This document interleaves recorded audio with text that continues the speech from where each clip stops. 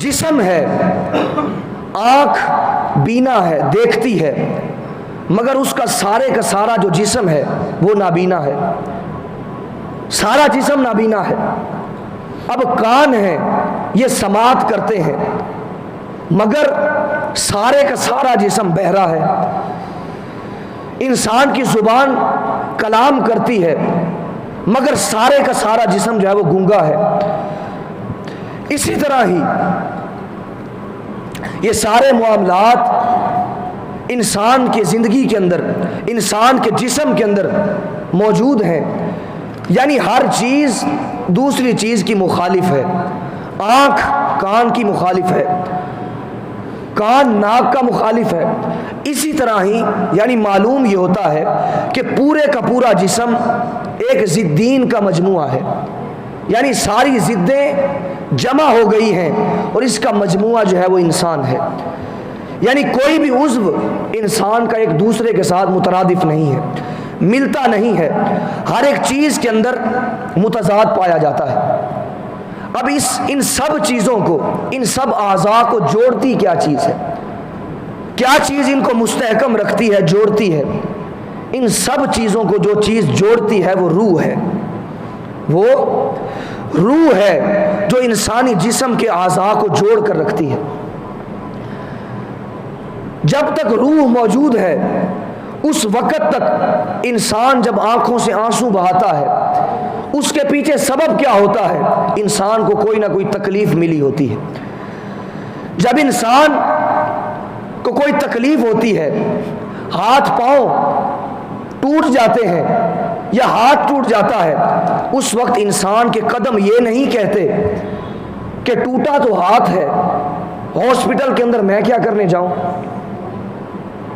اسی طرح ہی یہ تمام چیزیں تب مرتب ہوتی ہیں جب انسان کے اندر روح جو ہے وہ برقرار رہتی ہے، یعنی ایک دوسرے کا جو ہے وہ آپس کے اندر محبت کا رشتہ ہے، صرف روح کی وجہ سے ہے۔ اور ذرا اندازہ کیجئے، جب انسان کی روح قفس عنصری سے پرواز کر جاتی ہے، جب انسان کی روح جسم سے نکل جاتی ہے، اس وقت انسانی جسم جو ہے وہ ایک سادہ سا انداز کے اندر، بیکار انداز کے اندر پڑا ہوتا ہے۔ اس وقت نہ تو جسم کے اندر کوئی طاقت رہتی ہے، نہ ہی قوت رہتی ہے۔ اس وقت وجہ کیا ہوتی ہے؟ انسان کی روح جو ہے وہ نکل گئی۔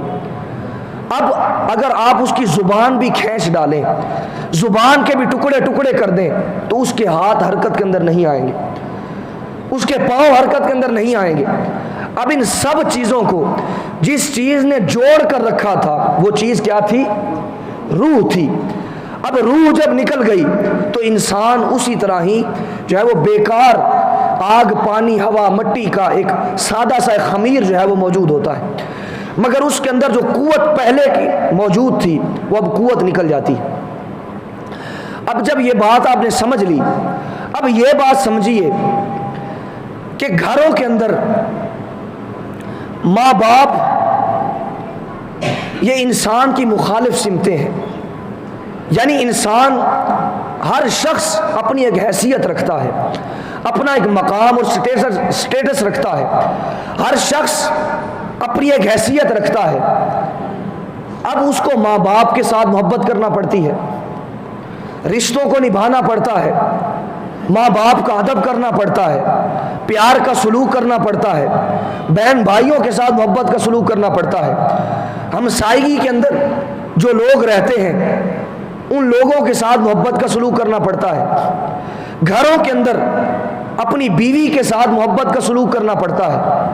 اس کی کیا وجہ ہے؟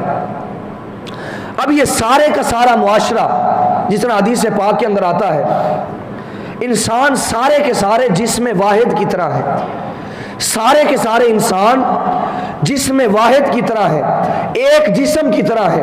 جس طرح ایک عضو کو تکلیف ہوتی ہے تو دوسرے عضو کو جو ہے وہ تکلیف ہوتی ہے، ایک عضو پریشان ہوتا ہے تو دوسرا عضو بھی پریشان ہوتا ہے۔ اسی طرح ہی سارے کے سارے انسان جسم واحد کی مانند ہے، یہ آقا کریم علیہ السلام کو ارشاد ہے۔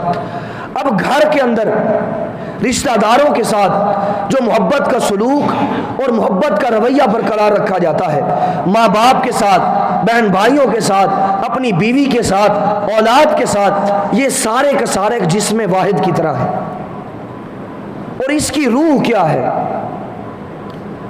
یعنی جس طرح میں نے پہلے آپ کو ذکر کیا کہ انسان کے جسم کے اندر اگر روح نکل جاتی ہے تو کوئی بھی جسم کا عضو دوسرے کی مدد نہیں کرتا۔ اب سارے کا سارا معاشرہ، سارے کا سارا گھر اور ساری کی ساری قوم ایک جسم واحد کی طرح ہے۔ اب ان کے اندر روح کیا ہے؟ وہ روح جو ہے وہ دین اسلام ہے۔ دین اسلام ایک روح ہے جو اس ساری محبتوں کو، سارے رشتوں کو ایک محبت کے اندر گوندھ کر رکھتی ہے، پرو کر رکھتی ہے، تسبیح کے دانوں کی طرح۔